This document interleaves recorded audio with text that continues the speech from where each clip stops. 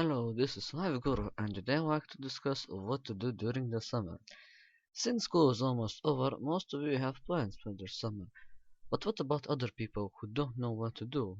Well, I can honestly say that during the summer you should do something fun. If you're between 13 and 16, you should enjoy yourself with your friends, because you won't stay that age forever. But if you're older, then you probably wanna make some money. Now, most people from the US find summer jobs, but people from Europe, they usually wanna find a job that pays much, so they immigrate to the European countries. But if you don't need to find a job, then there is a third option, mostly for men, would be having summer adventures with women. Now, I don't want to insult the women, but it's a fact that during the summer, men and women want to spend their time beneficially.